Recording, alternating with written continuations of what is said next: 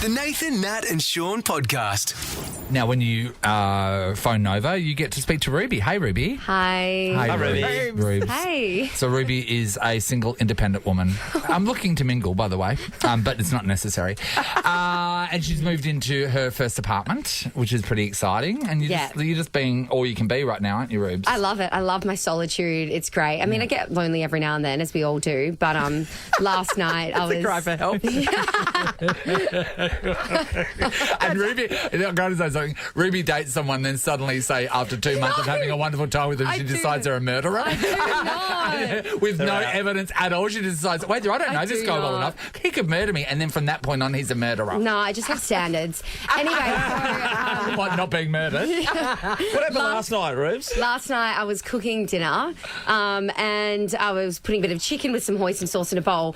Had my brand new Ugg boots on. Oh, which colour did you go for? The tan colour. Tan. Yeah, I got the little platform ones as well. I'm obsessed with them. You are. How much recommended retail? I think they're about $100. Yeah. Maybe a little bit over. But I remember before I put them on, I thought, I shouldn't put them on tonight. Why am I doing this when I'm about to cook this meal? Anyway, ignore the thought, put them on anyway. Yeah.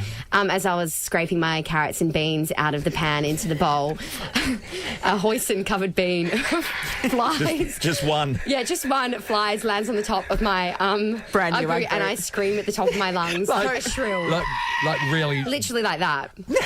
I was so angry. I still am. I'm actually so angry. I just can't deal with it. And so I got my cloth and I quickly wet it. And then Yes. I don't think you're even meant to wet Ugg boots. and then I quickly Googled. Ugg boots can be wet because it's actually animal They can. skin. Yeah, Animals have been Sheep wet. do stand in the rain.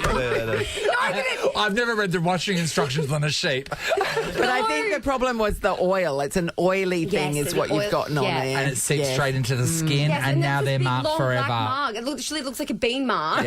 So I got some cornstarch because I googled that apparently removes it. It'll never remove it It'll properly. soak the oil up is the theory. So at 8:30 last night, I'm on my couch with the Ugg boot Just in my watching hand, it. getting my Dyson vacuuming up cornstarch, and then I just took myself to bed. I was like, I've actually had enough. Did of you being actually eat your alive. dinner? Could you eat your dinner? Because the dinner was the crime against the boot. Yeah, it took me like Yeah. about 15 minutes to eat it. It's so mad. Yeah. Do you feel like really now, upon upset about reflection, that the scream was warranted? Absolutely.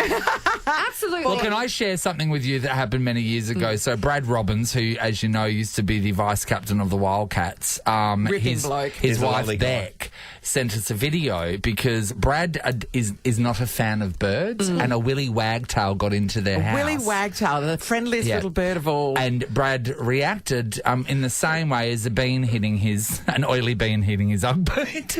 This is Brad with a willy wagtail in his house. Oh! Where is it? Oh my God! I've never been this scared in my life. Oh! Oh! Oh shit! Get it out! Just where's the bird? Oh my God! Now, if everybody remembers about Brad Robbins, he was the hardest Yes. nosed defender in the NBL at the time. he was Nat. the angry ant. Yes. Like that was his nickname. Like it was, yeah. Hey, he Nat, was a Nat, hard man. You bring home a guy. You've had. Oh, I'll see you later. If he starts carrying on like that because What? there's a willy wag, You're like, and it's the way he goes, get rid of it. I'm like, oh, come on. Like, yeah, I'll open the window. Like, come on. Yeah, The problem, it's not a hoisin-covered bean. Calm down. yeah, I know. We are talking about screaming, and when upon reflection, it was probably unnecessary. Even though Ruby doesn't think Yeah. it was, but we're looking at Yeah. it independently, Ruby, Yeah. and it absolutely was unwarranted. This is open to everybody, men, women, genders in between. Give us a call, 13 24 10. What made you scream? Like, fully scream? And then you look back and go, oh, maybe that was a bit of an overreaction. Or maybe maybe you can tell us, and we'll tell you if it's an We'll overreaction. decide, Tell us what you screamed at, and we'll say whether it was warranted or not. Man with a knife? Yes. Yeah. So Hoisin covered bean? No. someone will be screaming about winning 2 tickets to go and see Sam Fender live at Nice. HBF Stadium. I didn't know too much about Sam Fender, but there's a real buzz about Oh, it. yeah. Yeah, there is. I know, in HBF Stadium. Don't miss your chance to see Sam Fender live. Final tickets at secretsounds.com. Nice work. All right, screamers, this is for you. We are talking about screamers that scream at things that it's probably not warranted, like a hoisin sauce-covered bean falling on your brand new Ugg boot. I mean, it's upsetting, but a full-on scream? I do get that because when you buy your new iPhone, right, the first time you drop that on the ground, you just want to drive into the river. Yeah, you do. But do you to the bottom. scream? Nathan, when's the last time you that's let one go? $1,600 versus $100. Last time I screamed, Sean, you work with me, I scream all the time. Over anything. I drop my pen. Let's go to Tanya in Wollaston. Hi, Tanya. Hi guys, how are you? Good, Hi, Tan. Tanya. Have you been screaming at something? Unfortunately, yes. We live up in the hills, so we've got the obligatory Chook Pen, and it's an annual family event that you go and get rid of all the mice out of the Chook Pen. Yeah, right. Food. Yeah. So I was sobbed in to be the one in the Chook Pen sticking the hose pipe down the mice holes. What a day. Keep your mice hole to yourself, please. Is that an honour? A pipe down the mouse hole is something that's never been said on this show before. Oh, it's a whole day, and the dogs are outside the Chook Pen. They're waiting for them to come running out just to grab them. It's quite a spectacle. Yeah. It's like whacking day on The Simpsons. Yeah, but it with is. mice. So you put the pipe down the mouse hole and then sort of coats the mouse through like the polypharma tunnel to come out the Like other end. coaxing, turning the hose on. Yeah. Yeah. I was They'll being nice. come out the holes that they found. But it was when I went to get out of the Chook Pen, because the mice were just running wild, that right on the gate by the handle, there was this poor drowned little mouse just sitting there looking at me, and I just screamed. Oh, it wasn't touching you. It just looked at you. In a nice way or an evil the poor way? mouse was just looking at me, and on reflection, I like everyone came running, going, "What the hell's going on?" But it was just And you're like, looking "It at looked at me." So did you scream because at that moment you knew that you took a life? What was it? What was the scream about? It was looking at her. What was the scream It was about? right in my hands, and I didn't see it until the last. Yes. Oh, okay, Yeah, right. you almost So you touched screamed it. because you nearly touched it. Yes. Wow, if I screamed over all the things I've nearly touched, I'd have a bleeding throat. Okay, Thanks, Tanya. that was unwarranted screaming. That was, Thanks, yes, Tanya. it's official. But also, you've put us off Chook Pens for a while. Holly's in Marangaroo. Hello. Hello, how you going? Great, Holly. Good, Holly. Is there a screamer in your life, Holly? Yes, there is. It's my husband. I love that. And God love him, he screams at most things that are animal related. He's a city boy, he's not a country boy. Yes. And so me being the country girl, I have to deal with all of it. So we've had mice recently, so that's been fun.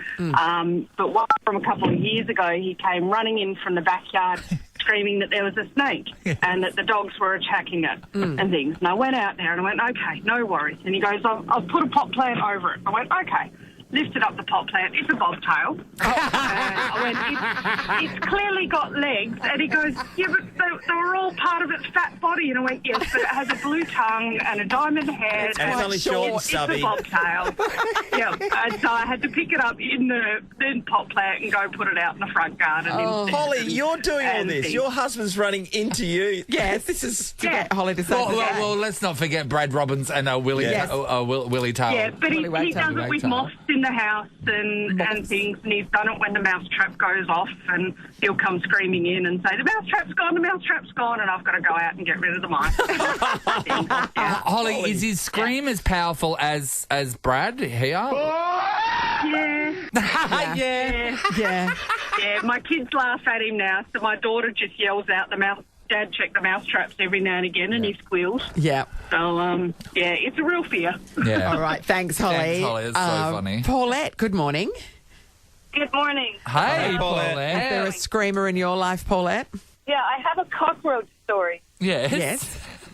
A few years back, I was driving in my car, and I was wearing very tight jeans, and I felt something scratching at my upper thigh. Yes. Wasn't sure what it was. Under the And, jeans?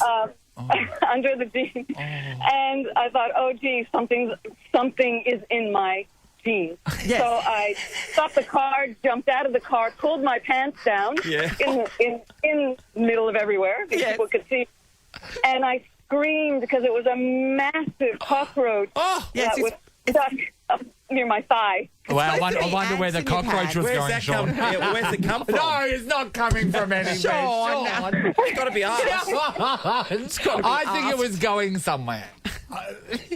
I think it was an arrival, not a departure. Okay. Let's say it's an arrival. So you're standing in the street with your pants down with a massive cockroach in and around your groin Yes, area. I literally jumped out of the car. I didn't care who was there because I thought, oh, what this? And I just pulled my pants all the way down to my ankles. And there was this massive cockroach looking at me saying, well, hello, how you going? So... Oh, my Okay. God, Paulette. Okay, And what about so- the people then who were surrounded you? Did Any you get some supportive attention? honks? I think they were quite supportive. They did laugh. You could see people were laughing Yeah. in Oh, the well, it was background. great. But they could see that I was justified. It was totally Yeah. justified. I have to say, a cockroach crawling up to your groin area, Yes. that's justified. Yeah, that's all right. right. That's not unwarranted. Screaming because a snake's under a pot plant and then there was actually a bobtail. That's not warranted. And then also Nelly touching a dead mouse. Nearly. No, it wasn't Was a it? dead No, it mouse. was just It a was rain live- affected. a wet mouse. A wet wet mouse mouse. that was on its way out is not Thanks, everybody. warranted. It's a minute after 7. Great way to finish. 2 tickets to see Sam Fender live at HBF Stadium. Oh, Tanya started us off, so I'm going to give her the nod. Great job. All right. Nelly touching a wet mouse. I was looking at her, Nathan. You're forgetting that bit. It's very intimidating.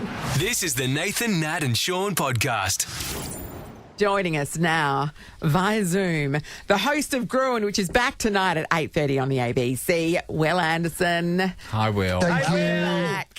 Hey. Thank you very much for having me. I super appreciate it. You know, I always love coming on the show, and I appreciate even on a night when I'm up against State of Origin, so no one's going to watch Gruen, let's be honest. No, It's in on WA ABC they will. iPlayer. They'll watch it. Hey, Actually, the time difference. Oh, don't get me wrong. I looked at my schedule this morning of all the press I'm doing. A lot of WA, South Australia, a lot of Queensland and New South Wales on my schedule today. So anyway, if you guys want to have a 45-minute chat, I've got the time. You're fully available. And Logie nominated for Gruen Nation as well. Congratulations. Well, I mean, I do not care about the Logies, but it is nice for my team because we actually got nominated for Nation for Outstanding and the regular show for Popular. So it's good to be able to be beaten by Lego Masters in 2 separate categories. Sure. Yeah, so absolutely. really looking forward to that. I don't know. seems I don't like know the if you're the right same category. as us, Will, but we don't do this show for the awards. We've actually No, received We've one. never won any. Yeah. No, I'm glad, and you keep doing it regardless. And I think I appreciate that. And you know what? Here's the thing. I heard, now I know you guys don't want to talk about this, but I heard you were invited to dinner at the lodge. Is that correct? Well, how did you hear that? Stop bringing it up, Will. Yeah, because we try to downplay This it. is I mortifying. know that you guys. I know it was a real big secret that you were there, but look, people said it wouldn't be easy under Albanese, but it is. I mean, if you guys can get to the lodge, it's anyone. Anything's It's so Anyone easy. can. You can just stroll on in and have a private dinner with him. It's Yeah. unbelievable stuff. Yeah. So we do think several of the staff quit that night, though, because Trauma. the conversation was at the table was, I think, unlike anything that was discussed at that table ever before.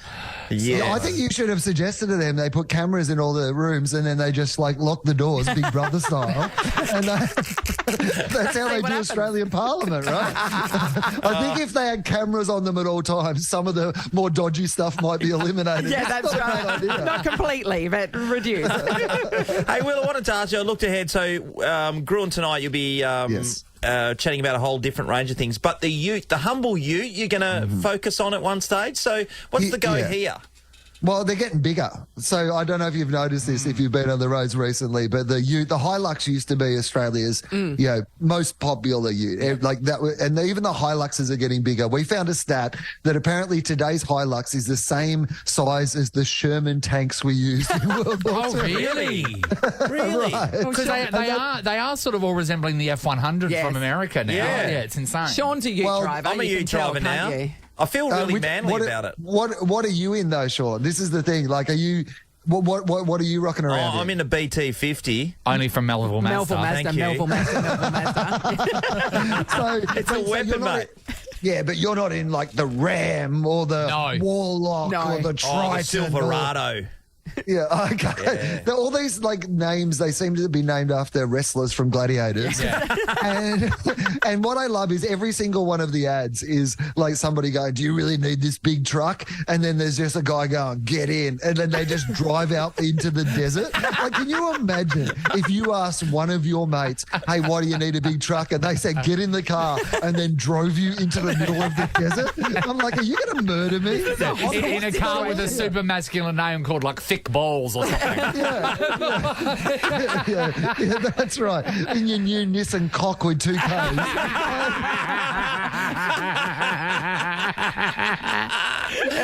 I think this is a great time to go to Nathan's episode of What's in the Background of Will's Zoom shot. Okay. You've put a few things out there to trick me right now. You've got some macrame there. I'm not asking that. There's a skull over there on like a little a curvy leg table. A skull on a plinth. I'm asking about the shoplifting mirror that's above you. Why that's do a lamp. Is that a lamp? It's a lamp. That to me looks like a shoplifting mirror.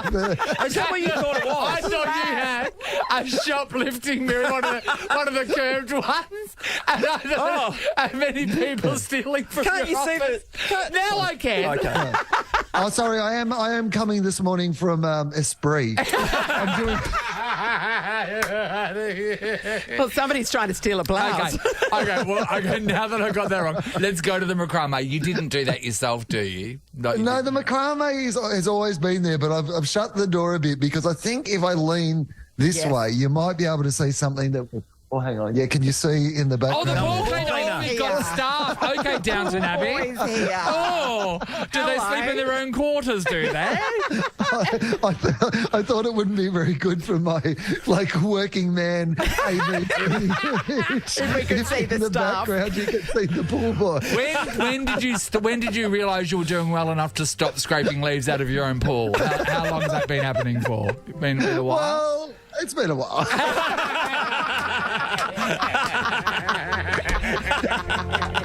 Sean's an outsourcer. Sean outsources everything. But that's just because he's incapable of doing things. And Sean doesn't just outsource to companies. Like, I think Megan had to hire hubby one day to hang a picture. And to put the baby's crib together when Sonny was coming. But Sean outsources just to people in the street. In his neighbourhood. Well, I'm in a neighbourhood where I've got some retirees around me, and there's 2 of them are engineers, and then one across the road, he's one of those handy dudes. So I just throw them half a sentence.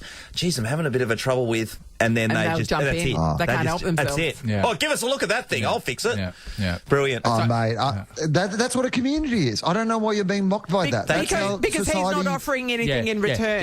Give and take is usually the nice equation. No, you're right. No, you're right. Well, I mean, he's a local celebrity, right? Oh, yeah. I think that's what it is. He's offering the gloriousness of his company. Well, a little bit of his shine rubs off on them, like for being there. Hey, your poor maybe the kids need footy lessons or something. Yeah, I'm not giving them. Will, turn around. Your poor man's taking his pants off. Seriously, look, turn around. Will. No, he's we did see his hose. He walked out with his hose. All right, so I want to know how well you're doing. So you got a pool man. Who else? Do you clean your own windows, or do we outsource them? You get a window cleaner, wouldn't you? I mean, I can't. I've got a bad back. I can't be cleaning those windows. And house cleaner, I do my own house cleaning. I will say, I get a specialist for the windows. Okay, but I just get the person they use at Play School for the round window and the square window. So it's an ABC job. It's pretty cheap. Yeah, it's sure. But no, clean my own house. Don't have a house cleaner. Okay, good. Yeah. Do you clean your own car, or do you take it down to the? No, you wouldn't clean your own car. No, I take it to the car wash. That's okay though, isn't it? That's okay. I mean, it's like I'm saying, oh, look on you, Prince Charles. You're taking your car to a car wash. I mean, like it's not. I heard the suspension in your gold carriage shit.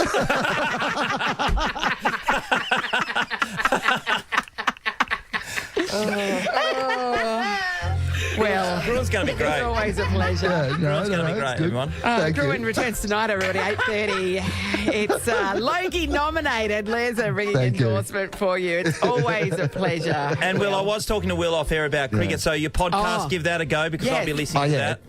Two guys, one earn. You can find it at TOFOP, TOFOP. I am talking about the cricket if you're interested in the cricket and knowing, like, from a ridiculous point of view. If you're a person who doesn't know a lot about cricket and wants to understand what going on, that might be the podcast for you. And please support it because it needs to pay for someone to do the gardens. Because they're looking very luscious in the ground. Great news that Willosophy's back too, Will. Good work on that. Finally, you brought it back. It is back. Thanks, Thank you very much. Have a lovely day, and in regards to the staff.